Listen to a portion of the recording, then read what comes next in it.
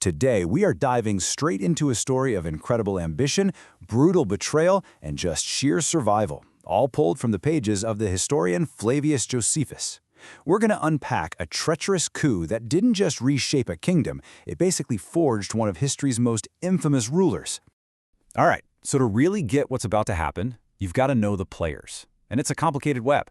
You've got the establishment, right? Hyrcanus, the high priest, and these two powerful brothers, Herod and Phasaelinus, running the show.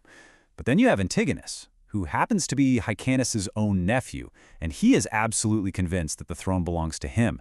And he's not alone. He's got the backing of the powerful Parthian Empire, all brought into the mix by a guy named Lysanias who gets this whole plot rolling.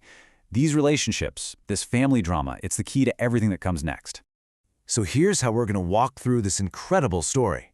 We'll start with the dirty deal that kicked the whole invasion off. Then we'll follow the fighting as it explodes in Jerusalem. We'll uncover a really nasty deceptive plot, witness a desperate escape against all odds, and finally, see the grim fate of those who are left behind. Okay, first up, how exactly do you go about buying a kingdom? Well, this whole story kicks off with a pretty staggering deal, one that was made in the shadows to completely overthrow the rulers of Judea.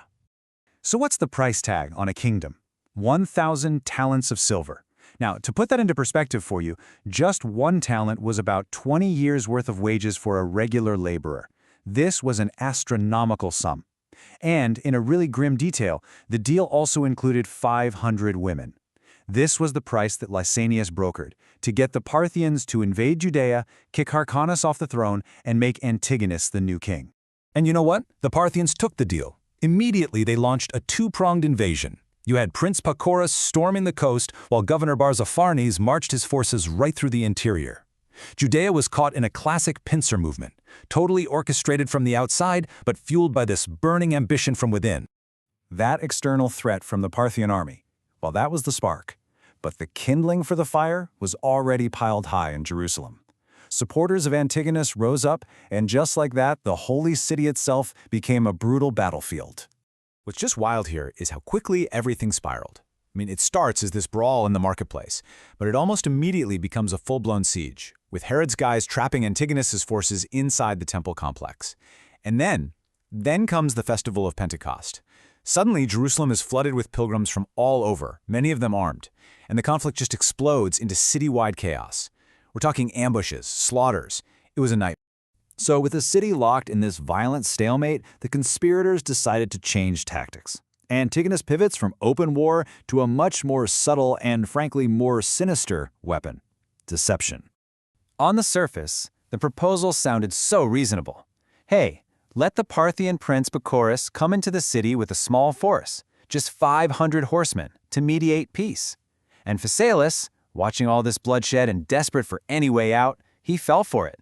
He actually opened the gates and let Pacorus and his cavalry ride in, truly believing they were there to make peace. But Herod? He was not buying it for a second. He saw the trap instantly. Josephus says he warned his brother with this chilling line: the barbarians are naturally perfidious. Basically, you can't trust these guys. Herod begged him not just to refuse the offer, but to kill the plotter right there on the spot. This was the moment, you know? Trust a sworn enemy, or listen to your brother's gut instinct. So what happened? Well, despite Herod's incredibly stark warning, Phasaelinus and the high priest Hyrcanus, they chose diplomacy. The Parthian prince, Pacorus, was apparently a master of persuasion. He convinced both of them to travel with him as ambassadors to the other governor, Barzapharnes, supposedly to finalize the peace treaty. It was, without a doubt, a fatal mistake. The truth came out way, way too late. As soon as they got to Galilee, they saw it was all a setup. There were ambushes waiting for them, they got confirmation of the whole 1,000-talent deal, and Parthian guards started closing in. These so-called peacemakers seized both Phasaelinus and Hyrcanus. The diplomatic mission was a sham. They were now prisoners. Meanwhile, back in Jerusalem, word of this betrayal gets to Herod. He knows those Parthian soldiers inside the city aren't there to make peace, they're there for him. He realized if he didn't move, and move fast, he was going to share his brother's fate. And what happens next is just one of the great escapes in ancient history. And this escape, it tells you everything you need to know about Herod. Under the cover of darkness, he gathers his entire family, his mother, his sister, his fiancé, and his most loyal men, and they flee. The Parthians chased them, of course, but Herod was a brilliant commander. He fought them off every step of the way. In fact, at the site of one crucial victory during this flight, he would later build a massive fortress palace and name it Herodium, after himself. His desperate journey finally ended at the nearly untouchable fortress of Masada, where he safely stashed his family and began to plan his war. So while Herod is out there fighting for his future, the fates of those he was forced to leave behind were being sealed. With Herod gone, the Parthians sacked Jerusalem and handed their prisoners, Hyrcanus and Phasaelus, over to Antigonus to exact his revenge. Antigonus's revenge was both incredibly cruel and very calculated. For his own uncle, Hyrcanus, he inflicted a permanent public humiliation. He literally bit off his ears. Now, under Jewish law, a high priest had to be without physical blemish. This act permanently disqualified Hyrcanus from ever holding the priesthood again. It wasn't just mutilation, it was political erasure. Phasaelus, though, he chose a totally different end. Denied a weapon, he refused to be a pawn in Antigonus's victory, and he took his own life by smashing his head against a stone. As he lay dying, a woman supposedly told Phasaelus that his brother Herod had managed to escape. His last words, as reported, are just a chilling promise of what's to come. He said, "I now die with comfort, since I leave behind me one alive that will avenge me of mine enemies."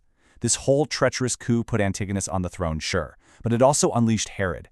A Herod who would come back with Roman legions to claim not just vengeance, but the entire kingdom for himself, becoming Herod the Great.